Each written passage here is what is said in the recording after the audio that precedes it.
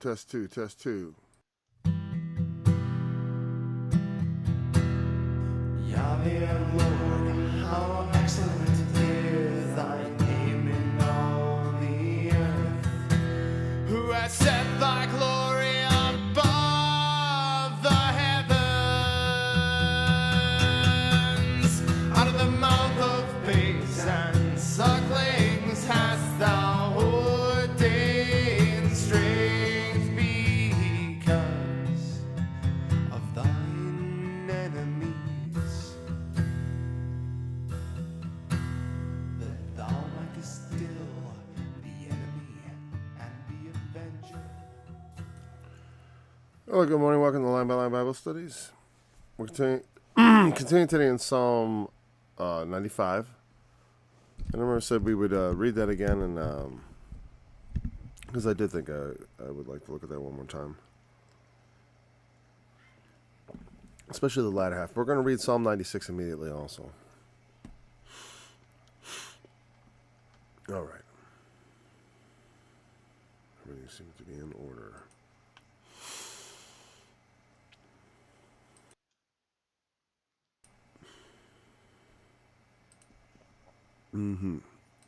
Sorry. All right. O come, let us sing unto the Lord. Let us make a joyful noise to the rock of our to the rock of our salvation. Let us come before his presence with thanksgiving, and make a joyful noise unto him with psalms. For the Lord is a great God, and a great King above all gods. In his hand are the deep places of the earth. The strength of the hills is his also. The sea is his, and he made it, and his hands formed the dry land. O come, let us worship and bow down. Let us kneel before the Lord, our Maker. For he is our God, and we are the people of his pasture, and the sheep of his hand. Today, if you will hear his voice, harden not your heart as in the provocation, as in the day of temptation in the wilderness, when your fathers tempted me, proved me, and saw my work.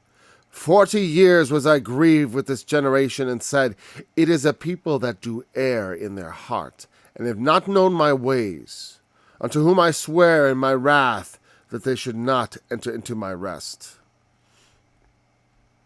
I'm going to read Psalm 96. I'm not entirely confident I'll get there. O sing unto the Lord a new song. Sing unto the Lord all the earth. Sing unto the Lord, bless his name. Show forth his salvation from day to day. Declare his glory among the heathen, his wonders among all people. For the Lord is great, and greatly to be praised. He is to be feared above all gods. For all the gods of the nations are idols. But the Lord made the heavens. Honor and majesty are before him. Strength and beauty are in his sanctuary. Give unto the Lord, ye kindreds of the people. Give unto the Lord glory and strength. Give unto the Lord the glory due his name. Bring an offering and come into his courts. O worship the Lord in the beauty of holiness. Fear before him all the earth. Say among the heathen that the Lord reigneth. The world also shall be established, that it shall not be moved. He shall judge the people righteously. Let the heavens rejoice, and let the earth be glad. Let the sea roar and the fullness thereof. Let the field be joyful and all that is therein. Then shall all the trees of the wood rejoice before the Lord. For he cometh to judge the earth. He shall judge the world with righteousness, and the people with his truth. I'm not confident I'm going to get that. Well, we'll probably get into it anyways. I don't think this will take... Well, as I read this, I thought about how I talked about it last time. I'm like, there's things I wanted to talk about, or there's things that occur to me to talk about that would be beneficial in understanding. And we talked about how, the strength of the hills, that's symbolic, right? But what kind of, is there anything more that could be drawn from that? I lift up my eyes to the hills. From whence does my help come? My help comes from the Lord, who made heaven and earth. But the idea, I don't know. Well, it's going to be in the natural. I don't know, because I wonder, in that psalm, I lift up my eyes to the hills. Why do people look to hills? Like, because it's, I suppose because the hill represents the horizon often. Like you help often would come over, like hills often block your view of the horizon. I live in an area where actually I have quite a view of the horizon for most areas, but not from a certain direction. I only see a couple miles. But where your view is blocked, there are hills. And if you're in a hilly country, you don't see a lot, especially when you're down. And so when you look for help, you'd be expecting it to come over the hill, right? You'd be looking for help to be coming from somewhere else. And I think that's one part, like, well, in that psalm. But also, in here, the strength of the hills and the deep places of the earth. When it talks about the deep places of the earth, that's where men delve to find the metals. The metals we use to make all our marvelous machines of destruction and doom, and the ones that we use to save life. The tools of death and life aren't much different. As far as they come from, a lot from the same understanding. Like the same power to destroy a city can light it up in a good way. With electricity. By the very same technology. Not precisely the same, but same kind of investigation, same kind of understanding, same kind of power. There are things in the deep places of the earth that are in God. The things that men understood this, that in the deep places of the earth, they could find things. There was power there. There were places of fire where it was exposed and stuff. These were things that people knew. That the mountains could flow down. They could melt. In the day of the Lord, the mountains would melt. People are like, it's not. No, that's what happens. That's what happens. You ever seen the movie Dinosaur when the mountains start melting? It's quite something. And so there's powers deep in the earth, and this is true. We know we could try to harness that, just like the sun's a power, and there's all kinds of powers. And there's strengths there too. And the hills, there's one verse where it says, "And the stones of those hills are good, good." And the place of that is there's tin and so on and so forth. It's not the kind of thing I usually commit to memory, but I remember when it talks about certain locations having richness of minerals and wealth. And then, we always look to minerals and things as wealth. And in the kingdom of God, that analog is still used, even though it's used to such an extent that it beggars the question of whether these things are actually of any value, because in the portrayal of the new heavens and the earth, the city of God, the foundations are precious stones. We don't usually found things with precious stones. We usually save them for some special place. But the whole thing is so special that the precious stones are even in the very foundations. That's one way to look at it. Or that these are just the common things. Because, across all creation, I'm sure there's plenty of rubies and diamonds laying around. And such things can be made. That's the point. It's like God makes all these things. All the strength that men look to these things for strength.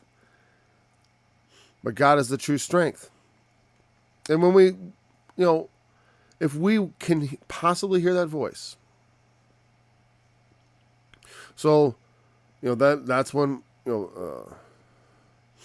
because that is the day of salvation. Today. That's what it says. Today, if you will hear his voice, because that's the message in the New Testament, that harden not your heart, receive the gospel, believe, because that was what the biggest problem in the wilderness It was their disbelief that always caused them to err. And you think, well, how could they disbelieve? It seems like as amazing, like a lot of people don't read the Bible seriously. A lot of times people read it to disprove it. A lot of times people read it because they feel it's an obligation or they should. And it's not an easy book to just take up. I gotta say, not in and of itself, not as like the way you would pick up a novel. It doesn't read that way. But hold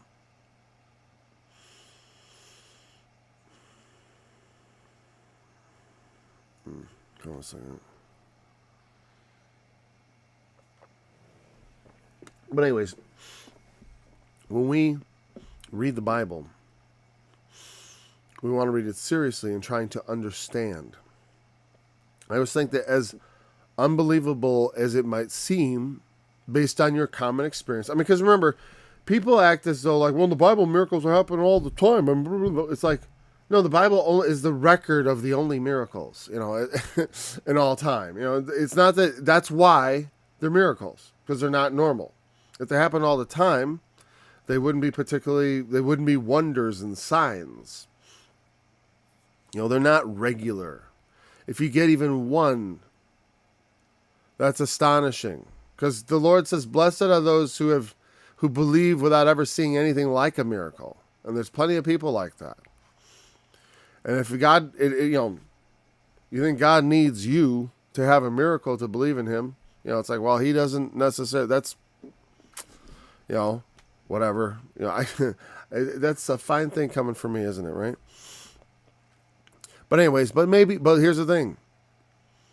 That's never stopped anyone from asking the Lord.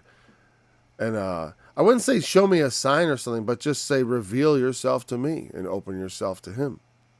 Don't harden your heart. People are often afraid of like being foolish. In front of who? When you approach God, you do so. You do not, while we make confession often and we confess the Lord publicly, it is essential that we do that, and eventually we all do. I mean, if you believe in God, you start saying so. All people do. Because even people who do not believe in God will say they do from convenience, just because that's, because they see no benefit in telling people they don't, since they don't want to argue about it or anything. They just don't want to discuss the topic. There's plenty of like those kind of unbelievers who are just say, I just don't want to deal with it. I'm not some militant atheist. I'm certainly not religious. I just don't want to, I don't even want to step in that stuff, and they avoid it like the plague. But, miracles might seem unbelievable, right? And so they are, because they're unusual. And even Peter, who was walking on the water with Jesus, found it in his heart to doubt. You know what I mean? I mean, even when it's happening, heck, I've been in a dream doing stuff, where I'm doing stuff that's not normal, like flying or something. And I can't say I ever doubted and like started to fall, but I know it felt precarious at times. That's why it felt real. So I don't know. What I'm saying is like, but it's like, I tell you what, in my dreams, I've never walked on water. Water always scares the living what out of me in my dreams. Not really. Well, sometimes I have bad dreams involving water, really deep water, the abyss, and stuff like that. Because it is there. The abyss is there. But I don't know. It has been a long time since I've dreamed of the abyss. I'm talking about things that happened, or dreams that I have had over the decades. But definitely, I don't. I'm not trying to say like, oh, I've had dreams of flying, but it's the reason these things happen have nothing to do necessarily with something God trying to tell you something. Sometimes dreams can, but like the Bible says, out of the multitude of business cometh forth a dream. I can almost always trace my dreams to something that's going on in my regular life. It's just some sort of subconscious replay or sorting out of these things. Your brain kind of unwinds the tangled knots. Lately, actually, I just sleep the sleep of the dead, for the most part. Though the other day I had a dream where I had really bad earwax, which is a strange thing to dream about. That's no joke. So I find just as amazing as miracles the fact that they doubt. That's what I was getting at the whole time, by the way. That miracles are, oh, that's unbelievable.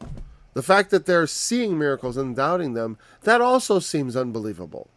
You know what I mean? The fact that Peter was walking on the water and then begins to doubt seems unbelievable. Like you'd think. You know, like I think, like if God would show me a miracle, well, boy, that would really help my faith, and I'd sure, and it would help your faith to a degree, but not to the degree you suppose. You know, and I know that from experience that, like, the thing, you know, I thought when I received the Holy Spirit, even though it was not arguably, you know, it wasn't nothing that anyone else really witnessed, except it was a powerful witness to me. But even so, in that, I think if it was public, it would have put even more pressure. I feel the pressure of the Lord's will in my life, you know. He wants us to obey. He wants us to do what he wants. I feel it all the time. I don't want to tempt God. Because just like, you know, that's where the weird conflict comes. Because, like, am I not tempting God by walking on the water? Well, no, because he called you out onto the water.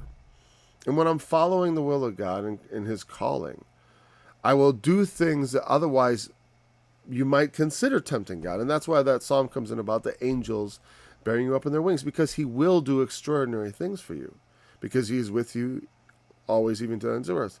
And which means that you understand that we all already have, God has promised to do the most extraordinary thing possible for you because you believe in him, which is raise you from the dead unto everlasting life. And having that gift, there's really not much else we could possibly complain about.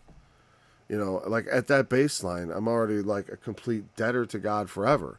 And if my life was just a series of torments, I would probably complain a lot.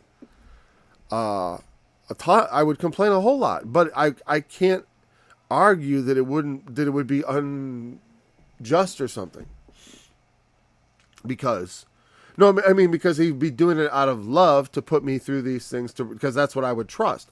I would be going through these torments, you know, because in some way my life is a series of torments. I just don't choose to characterize that way. You know, it's a series of blessings, you know, but there are also in the midst of that, because with love becomes the burdens of love. You know, when you have to do right by those you say you love.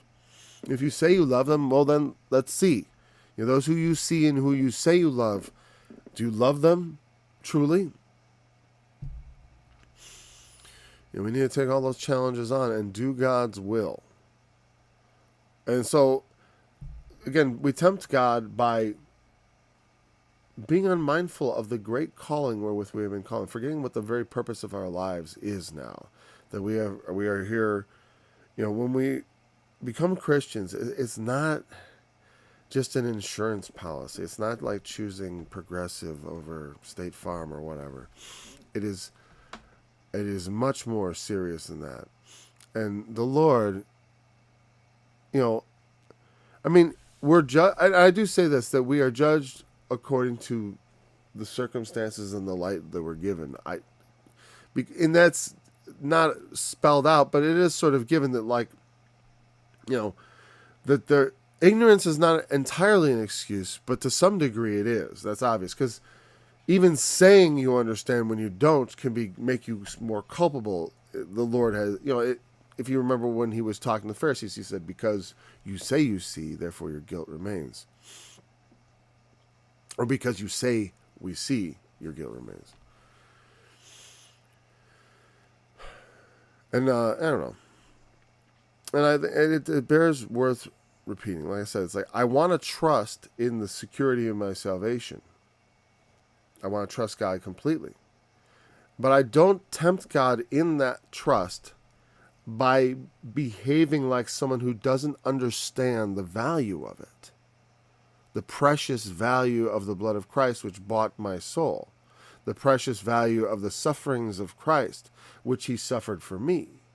You know what I mean? If I wanted to be extremely vulgar, if I do something vulgar with that, you know, I mean metaphorically vulgar, by the way, you know, it's like, you know, where I just disregard it. Give it not the honor due. Let's just, put it in proper language. Treat the sacrifice of Christ as an unclean thing. Put him to an open shame. And that means by being so, especially when we come to, we who love the Lord and who seek him and who study his word don't usually fall into these categories. But it is more beneficial to examine yourself in that context than to start judging others, because then you become one of those people who is, because we have an abundance of people who are very skillful with the Bible, but also horrible at loving their brethren. And I'm sorry, there's no excuse. You're skillful with the word, but not in a way that's righteous. You know what I mean? The word is not meant, the word is a sword. And if you're not good, you need to be good at using it and also at not using it. And how to use and not to use, so to speak. There's ways that it needs to be used, ought to be used, must be used. And there's ways that it should not be used, ought not be used, never should be used. Especially on your brethren. It's like there's certain ways we don't do things. Like I said, it's like, because the point of rebuke is to turn, not to crush and humiliate and to make feel, like a worm. It's to bring people into the right path, not to destroy them from wanting to seek the truth. To destroy their walk and their faith. And oftentimes, a lot of times that's what happens to people who are, when we treat religion the way we treat childhood education and this institutional thing, you just cart your kids off to church, they go to Sunday school, you go up to the service, they blah, blah, blah, blah, blah. It's like, I don't know, do you take it seriously at home? If you do, then all that can be a nice little supplement. You're going to church. It's not necessarily harm. But of itself, it is nothing like religion. You know what I mean? Not like true religion, which is acting out the things you believe. That's what I said. It's a true religion is this. It's like, yeah, it means acting out those things. Those were examples to do your good to the needy and the fatherless and all that, and to in their needs. Is to act out the things you say you believe in. For 40 years in the wilderness they wandered because they refused to do God's word. They wouldn't believe it. And that was the root of why they wouldn't do it. It's not that like they went out and tried to do it and failed. They refused to do it. And I refer to the time when they were commanded to go in and take the promised land. And they sent the spies, one from each tribe, including Caleb and Joshua. And they came back with reports of giants and also of giant bounty. There was, the way I always talk about, there's often two sides to a thing, right? Every gift comes with it a sort of an alternative side where it can be corrupted. You can take a gift of, if someone has an ability to talk well or something, or explain things in a way that's interesting, maybe that's a better characterization. If that could be corrupted into deceiving people by being interesting, and so that's every gift can be used for evil.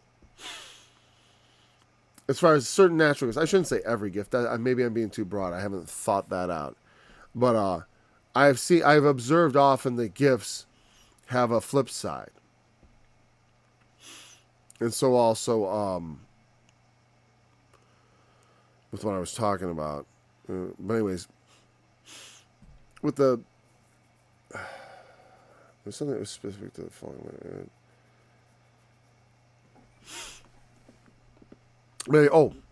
Giant crops and giants. There's giants and giant grapes. And so Joshua and Caleb came back with a report. It's a beautiful land that's bountiful. It's a promised land, just like the Lord said, a land flowing with milk and honey. And the other guys, there was giants there, man. There was giants, and the people, we were like grasshoppers in their sights, and if we go in there, they're going to kill us and all our children. The Lord has led us here to destroy us. I forgot if that was what they added, but that was the general uptake. And that's why they were forced to wander for 40 years. He told them to go take the land. They said, can we send spies? He said, well, okay. Yeah, okay. Because it sounded like plausible. Send spies to take out the land. Sure, you can form your plans and we'll help you along. Sure, it seemed, because again, even though God is with you, he delegates to us sometimes the necessity of looking around us and looking at reality as we understand it, the material reality of the situation, the physical reality, and reacting to it within the rules and bounds under which it operates. So, we can't see over the hills. We're going over there. Can we send some people ahead to take a look around so we can figure out you're moving all these people. I think it was at least 1 million or something like that. I forget the exact number in the excess, whatever. But lots of people, even thousands and thousands and hundreds of thousands, whatever. It's any number of people that you have to move as a big group like that. Any kind of army, and it was an army with they were basically an army wandering in the wilderness, not with much of a basically an army. That should be. They're more like a band. In that regard, not really a regular army. That would be, But as far as when they entered the promised land, that's what they became. A conquering army. And so, anyways, so they listened to the evil report. They didn't believe God. They believed the people who said there were giants. But it wasn't the fact that there were giants, but it was they believed in their fear. And they weren't willing to go before and say well, the Lord says we will take this land, then we will destroy those giants. For we have a great God. He led us out of Egypt under the power of Pharaoh, who was a great and absolute ruler, and who could prevent them from going anywhere. And when they refused, and this is the thing, when we refuse to go to just, to enter into his rest, and for us, what does that represent? Because again, here he's saying entering into the rest is entering into the promised land, which is a little different than the Sabbath. The normal thing of rest is every seventh day. But there's different kinds of rest. There's also the rest from, hey, we were slaves in Egypt, and now we're going to go into the promised land. And this is also a picture of salvation, of course, in that we live in the bondage of this world, under the bondage of sin, under the bondage of death. These are things in which we are bound, I should say. Of course, Christ having made us free, through his sacrifice, yet the fullness of that freedom not having been revealed, but it must yet be revealed. Just like all of Christ's kingdom must yet be revealed. But those who refused, there was sort of like this point of entry where they could enter in, where it was kind of it looked like it was going to be this real big challenge, but also a real big payoff. By getting in early. Like at the beginning, we just came out of bondage. You could jump in now and take the land immediately. I've delivered you. You came into the wilderness. I gave you my testimony. Let's go. But instead, they had to wander for 40 years, and that entire generation died off, except for the 2 faithful witnesses, Caleb and Joshua. Even Moses perishing without. He only got to see it with his eyes. That's what it says. He saw it with his eyes, which can mean a lot. I mean, it can mean in the literal sense. It could mean that also he perceived, because it describes much more than what one could see from one place. So there's something implied in that. And often people have supposed that it means something even more than like suppose that Moses was also taken up or something like that. But it says Moses died and he was buried there. The Lord buried him, it said. And that's remarkable enough. Nobody knows the place he was buried. Moses didn't get a place to be buried. It's kind of like the law is his thing. That's why some suppose, and you'll hear this if you ever listen long enough to people talk, They think that, oh, there was no Moses. They always like do this with historical characters because, well, I say there's no basis in reality. Because their lives are utterly drab and meaningless, and nothing exciting ever happens, so they don't believe it. Just like the Israelites didn't believe they could take the giants. It's impossible. They're too big. They're too strong. We are too few, too small. We don't have proper weapons. Well, that's why I was like, an army. I mean, what army? And even when they come into the land, it's still they're a bit underpowered, at least as far as that goes. They mostly get by on fear. The fear of the Lord goes before them. But it's we are to enter into his rest now. You know, some men's sins are gone before them to judgment. We come before Christ now.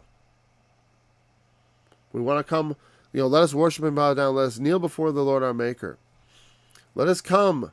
Let's not harden let's immediately go and serve God now, lest we find that opportunity, this opportunity is fleeting.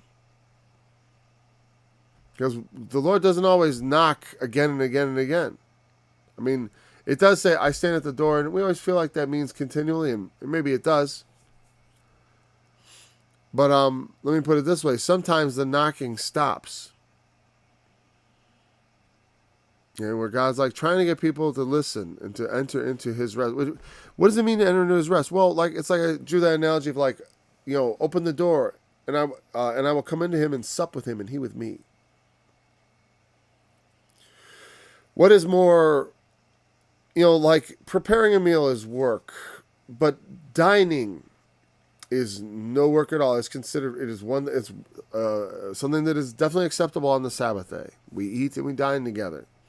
On feast days especially, dining together. It's part of resting. Entering into God's rest is to sort of sit down with him to dinner, like relax and be with God.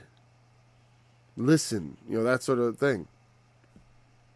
It's not terribly complicated, but the affairs of this life can make it seem complicated and make it more difficult than it ought to be.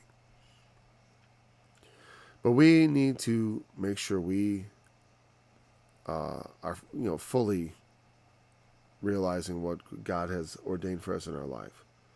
We need to be pursuing that to the degree that we understand that we ought to. A lot of times, if you're a new believer, you don't have to be at the finish line. But we want to immediately get on track. We want to be doing God's will, which is whatever it is. We enter into his kingdom now. We become part of his kingdom now, so that when I don't want to wait till the last second. It's possible to, but not with premeditation. That won't fly. This thing I'll just wait till the last second and repent, and then God. The people say, well, you can do that, right? It's like the thief on the cross did it, but you understand that's a demonstration of something about God that you see all the time, which is what he has mercy on whom he will have mercy. And there are going to be a lot of people thinking they're going to get in on the thief on the cross because at the last second. I mean, when I was 19, that could have been me. That could have been me. Too many drugs, too much liquor, all at once. Oh, God, save me. Nope. And I die. I don't know. Does that mean, he could have mercy on me, but then again, why should he? Well, because okay. There's no because, though, because mercy is not about causes. Except the cause of God's inscrutable mind. As far as I don't know what God's ultimate reason for every particular thing. I can think of reasons. I can think of things that kind of fit in, but I don't know that's why God did this or what he does that. I can only speak of that God's will in the general terms and according as he reveals it. We know what God's will is for us, what we ought to do. That's pretty manifest. to do justly and to love mercy and to walk humbly. All right, so let's look at 96. In some ways, very similar to the last song. Sing unto the Lord, sing unto the Lord all the earth, sing unto the Lord, bless his name. Show forth his salvation from day to day. Declare his glory among the heathen, his wonders among all people. For the Lord is great and greatly to be praised. He is to be feared above all gods. For all the gods of the nation are idols. I wonder what the word idol is here in Hebrew. It's probably something interesting. Because I know some of them mean like nothing. So it's not always the same word, so let's check it out.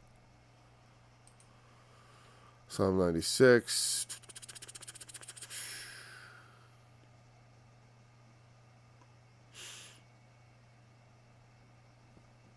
Okay, there we go. Idols. Yeah, it's one of those words that means like Elil. An adjective, masculine, whatever. Elil means insufficiency, worthlessness, apparently, of a certain derivation. How often is it used of idols? Let's see. The Englishman's Concordance is on the right there. We have Leviticus 22, 3, 4, 5, 6, 7. It'll say at the bottom how many there are. Oh, it looks like a good number of them. 20 occurrences? So it said down there. Strong's definition says, apparently, they say of uncertain derivation, and he isn't saying a certain, he's saying apparently, which is also uncertain. But he's going to give a suggestion from all. Good for nothing, by analogy. I'm not going to go to all, and we're not going to go that deep on it. It's not that important. Something that's good for nothing by analogy, vain or vanity, specifically an idol. It's used of idols. If you look at the uses here on the right-hand side. Yeah, in Isaiah 2, a man shall cast his idols of silver and his idols of gold to the moles and to the bats. In 10, the kingdoms and the idols. Oh, that was the Assyrian talking about the kingdoms and the idols of the Avon, whose images exceeded those of Jerusalem. Isaiah apparently uses this word. This word occurs a lot in Isaiah, once in Jeremiah. And it looks like it's translated idols pretty consistently. So it means an idol in terms of something that is, it's obviously a derogatory term that the Hebrews used in their Bible for idols. It's an interesting idea. But, because it wasn't like what the heathen call them, obviously, because they don't call them like, this is my worthless thing. No, they called them gods. And so they're saying that the gods of the heathen are these worthless things. They're worthless.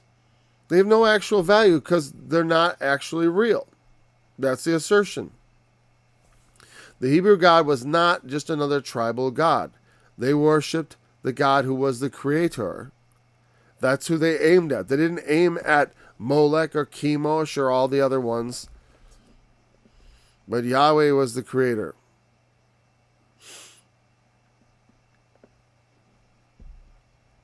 So sing unto the Lord a new song. There's and that's there's a lot of those sing unto the Lord a new song. Like make a new song unto God. Sing anew. And I think that's there's always, I do find that there's always in constantly renewed song to sing and music to find. Like there's no end, it seems, to the things that can be sung and put to music and in the ways it can be done. And the earth itself brings forth a music of its own in a way, if you've ever listened to nature.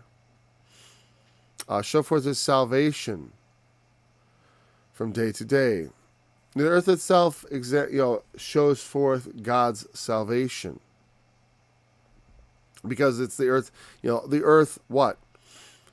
Is it saying?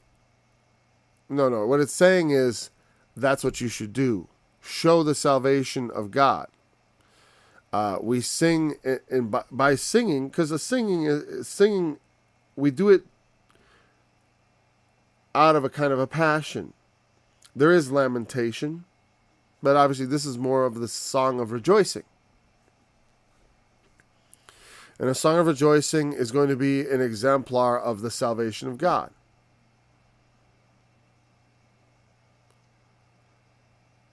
And so the whole world, the whole earth is called, earth could be land, here again, it's gay, not gay, I'm sorry, that's the Greek word. The Hebrew word, or is it also, I forget now. I gotta say, it's been a long since I thought about the term earth in the Old Testament, because it's not always to be regarded. It could refer to the whole of all human earth, all human, but also it could refer to just like this place. Well, there are words like that, I should say. Eretz. Yeah, this is the Hebrew word eretz, which means earth or land. It can mean the earth, but it can also mean this land is your land, that kind of thing. So it can be all you people of the land, meaning of our world, so to speak, our nation, our Israel. But Israel from this perspective of the earth. But in general, it refers to the earth itself, the heaven and the earth, as opposed to that which is above it is that which is beneath, as opposed to the sea, the land. There's some etymological things here there's definitely a lot. Like, see, here, look on the Brown Driver Briggs. I don't know all the ins and outs of it. I never tried, honestly, to be like, it looked so complicated. I was like, yeah, maybe I'm not going to go down this road, and so I didn't. But I know that shows the different ways it's used. Like, for example, it can be referred to the earth, the whole earth, as opposed to a part of it. It can be the earth as opposed to the sky. And the next one, and it shows examples there. We're not going to go to those examples. And it has all these little, it basically tears apart every place where it's used. I mean, I understand that part of it. It's just some of the things, what I don't get about it is like I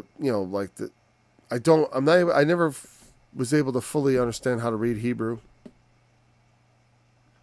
And a lot of these little, when we're looking at this, the Phoenician MI, a lot of these abbreviations you have to learn them to understand them and to be able to use it properly. But we can still use it on a surface level. And it is also used even of the inhabitants of the earth. I bet our psalm would come in here. I'm surprised not, because that's actually what I think we were dealing with here. If here the earth is put, it actually means the inhabitants of earth. Or it could mean, like in the terms of, remember, meaning one is earth. Right here, it says 1A is earth, the whole earth as opposed to a part. But also the second definition is land, a country or territory. And here are all the places where it's used as a country or territory or a district or region. So this isn't something I make up, that the word earth not only means, that's why when it says, the thing that gets me about Noah's flood that makes it hard to say it wasn't global, even though like I really want to say it wasn't global, is it says all that was under heaven. I mean, it doesn't say that it was something that affected only a part of the earth. It kind of seems pretty clear, and I suppose I could find a little wiggle room there, but not much, not much. Eretz. I don't know if they roll the R, but I do, I guess. All right. All the gods of the nations are idols. And that's said in a derogatory way. They're not gods. Sing unto the Lord all the earth. Like I said, I think it means all the land of Israel. Sing unto the bless his name, because they're the ones who can talk about the salvation of God. In the Old Testament, you wouldn't have had, though there were promises and talk of the Gentiles coming and worshiping the Lord and respecting Israel as God's chosen people and all of that, and Israel being at the head of all the nations. That's in the Old Testament, but meaning that that this idea of the Gentiles somehow being honoring God and being accepted in that was an Old Testament concept that would come. But a psalm like this would calling the earth to show forth the salvation, unless it was talking about the creation itself, which doesn't really, which I would be hard for me to say shows the salvation. It shows the glory of God. You know what I mean? It's, and I bet someone could show, someone would say, actually, I know E.W. Bullinger would say that the gospel in the stars shows forth the salvation story right there, because he was into the reading the Bible story Into the Zodiac, which I don't do, but I've read the material and it's interesting, and that's about all I have to say about it. It seems you can't, like, noting the correlation and the interesting thing. There's a virgin and all that, and all that, like, noting all that stuff is fine and interesting. But I would never allow, it makes a great hobby too. Like I said, what the thing is about all that stuff? Like, if you want to look into the angels that sin, you want to talk about, is the earth a globe or flat, which is, that one is like, man, we got to talk about that one. And a lot of other things. You can talk about that stuff, but it is not allowed to be a substitute of what the reality of your faith is supposed to be. It's more like you sitting around watching sitcoms than it is like you worshiping God. Me satisfying my curiosity about ancient things and archaeology and all that is more akin to amusements and stuff than it is to, don't mistake that stuff just because it has something to do with the Bible. Or because you make some connection to God. There's no substitute to hearing his voice. There's no substitute for hearing God's voice. And that means scriptures that are telling you what to do, how to be, rebuking your behavior, showing you the right way. The scriptures that tell you this is the way of salvation, this is the way you ought to go. The ones that you make you think, like, oh, I got to change my... Those are the scriptures you need to hear. The ones that have stories about angels having sex with women and UFOs and all that stuff doesn't count. You know what I mean? Because it's as that true fellowship you have to have with God. And like I said, it's definitely allowable and within the realm of, we can differ about these things without becoming, without rejecting each other's standing in the faith. Like, I should hope so. It's like, I demand to have no opinion about a lot of things. You know what I mean? Like, and I will continue to demand to have no opinion, because it's like, I really don't. There's ones I prefer. I can tell you on certain, like, I'll talk about, like, how old the earth is, or the interpretations of Genesis 1. I'll tell you the ones I prefer, but it's like, I have trouble saying that, like, well, yeah, that's the truth. I know people were impressed with Jesus because he spake as one having authority and not as the scribes. Well, I'm not better than the scribes. I'm not better than my Lord. I will try to be as my Lord. But, he had his own authority because God sent him. We may think God sent us. Maybe he did. But unless you know it, I always thought of it as the Lord. The Lord hasn't sent me to anybody. He's training me. He's still working on me. You're just enjoying my Bible study with me.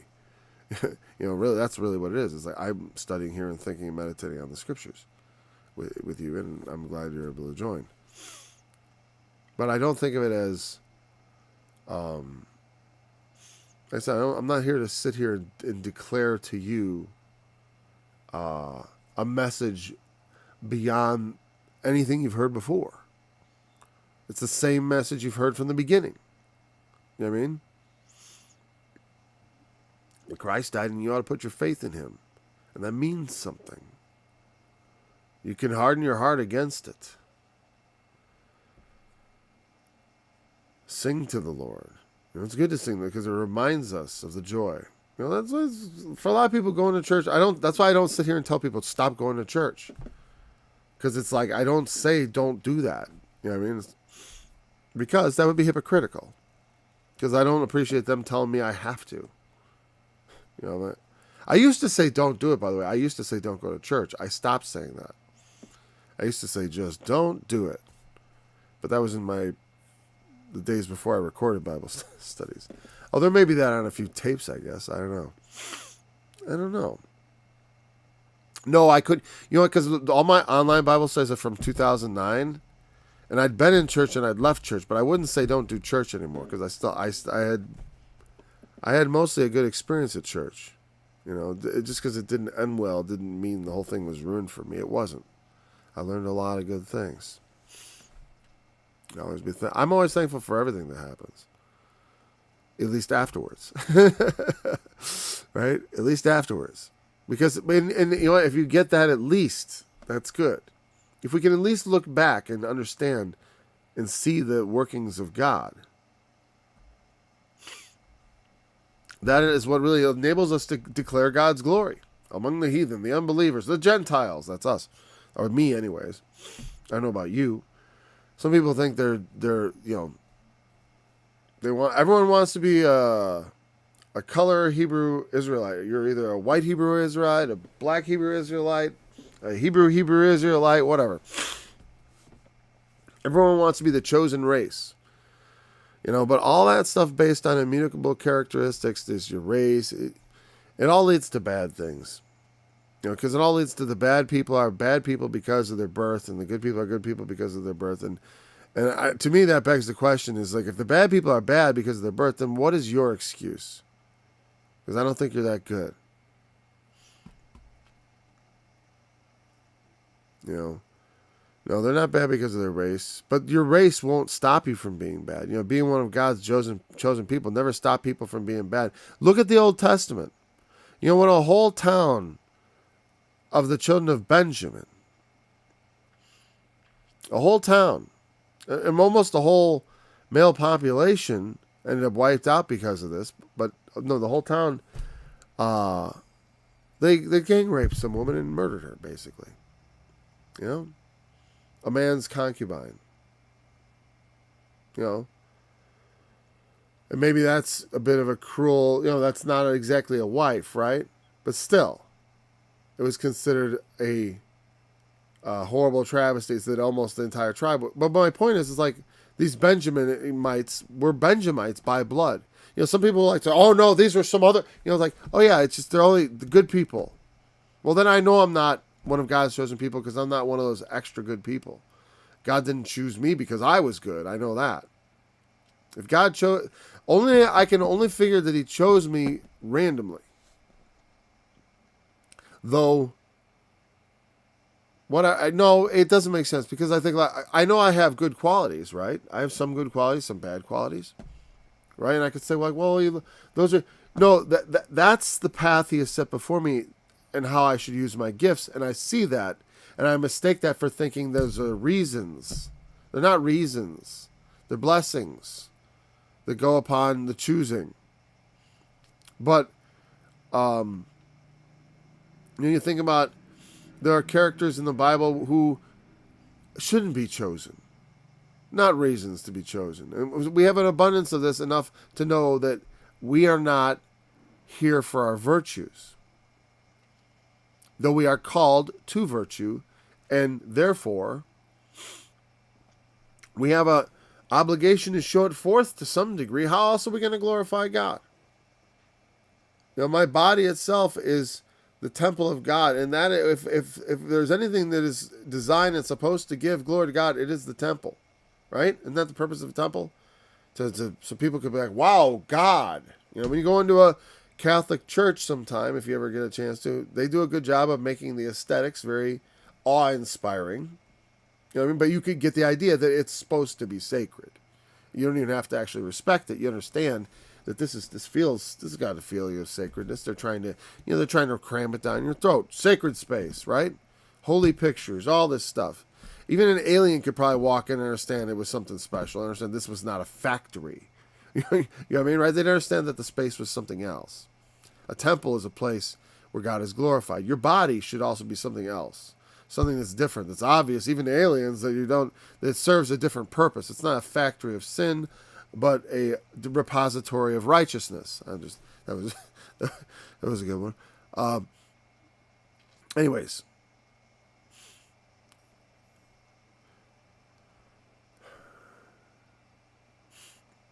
That's why it says, how did I know all the earth was all the land, not all the whole world? Well, because it means all you God's people do this among the rest of the people. All people. Among the heathen. Now we're going out from Israel. He is great. Israel was called from early on because they believed this God was the true God who had come to Abraham and who delivered them from Egypt. The Spirit inspired in the psalmist this notion that they knew that they must carry this message to the world. But how? It was they had the light, they carried it, and then Christ came and it exploded. And the heathen heard it, the glory. And many of them feared. We're an example of that. Me, you, most likely. He is great and greatly to be praised. He is to be feared above all gods. Other gods shouldn't inspire that kind of fear. Though men do fear gods, it's not to be compared, because the Lord only has the power, to after they destroy your body. And I'll tell you what, the gods he's talking about were pretty fearful gods. There's always things told about them. I'm not sure how accurate it all is, like Chemosh and Molech. Molech supposedly was a hollow statue that they filled with wood and cooked the little children on his frying arms or something like that. I don't know if that's precisely how it went on, but the gods were quite bloodthirsty, quite what would we call it, just not just that, but the brutality of the worship of it was just the gods of the heathen. There was a lot of brutality associated with many of them, especially in Canaan, the gods of Canaan. That's why Moloch was such an abomination. And Israel, because Israel fell into worshiping all those gods. They were the ones who were supposed to be proclaiming God, but they failed. That's why in God, when he sent Christ, he did deliver the message to the Gentiles, and then of the two, made one new man in Christ. Both Jew and Gentile. The Jews aren't excluded. People think that they're not excluded, unless except that they are blind. It has happened to them, but there is always Jews in the house of God. There are to this day, always have been. It's a lot of times because it's the ones who are not Christians are more visible, and because those who become Christians, oftentimes because it is a very tightly knit religious community, it immediately puts this gulf of difficulty between them and their families, because they if they've heard the gospel, they want to preach it and they have this desire, and it's heartbreaking because a lot of times, sometimes their family won't hear, and there's no fixing it. It's not by force or by the argument is that there's you can tear places apart, and that's what Jesus even said, that for my sake, if a man's enemies will be they of his own house. In that sense, that they're the enemies of your soul. They don't want you to believe in him. They're enemies for the gospel's sake, but beloved for the Father's sake. And you should never forget that. Don't let yourself succumb to all this anti-Jew stuff. There's always people because that's what that other race stuff comes in. They always want to get people to think the Jews aren't really the people God chose in the Old Testament, because they think somehow the fact that God chose them means they're supposed to be better. And they also have this double sort of, what would you call it, inferiority complex towards the Jews, because a lot of people suspect that they might be better, you know? I mean, you know, I heard some people say that at least on, and it's not necessarily a racial thing, though race correlates, meaning people of a certain race might be doing better than people of another race, but the race might be part of the differences between the groups, but it may not be the causal difference that's making them perform worse on things like IQ scores. These things I learned from Thomas Sowell. Because, for example, African immigrants do a lot better on IQ tests than American students, because we have some sort of, because it's, well, to cut to the chase, it's more of a cultural problem in that case. It's not always cultural, but having a culture of education, a culture of demanding performance from children and stuff will yield children that perform better. You know, when I sent my daughter to school, she immediately performed above average. You know, immediately. You know, on the. I'm not going to brag and give exact numbers, but close. You know, not a perfect 4.0 grade point average or anything, but you know, very well, immediately, because she's well prepared and educated in how to learn and do things. And well, and we put demands on our children, because if you don't, as I was telling my daughter the other day, I make them do, like, I didn't make them strong. I didn't. I'm like, I told you made yourself strong, but I made you do hard things, and you did them, and it made you strong. And God does the same thing for us. I learned from He that raises me. He makes me do hard things that make me better, stronger, more formidable, more dangerous, also better in good ways. It makes me formidable, is also able to defend, better to protect. And I don't want to just make it sound like it's some sort of aggressive, dangerous thing. I always think of myself as someone who is not a troublemaker. But if someone wants trouble, they can definitely stir it up. And more than they want. Anyways. The Lord is to be feared of God. They're idols, but the Lord made the heavens. We'll just pick up at verse 6 tomorrow. I got to get going immediately. I've got things going on. So thanks for joining me in this study. We'll pick up at verse 6. We'll continue on this along these same lines. Anyways, until then. Test 2. I had to have that in there. Test 2. Yahweh, Lord.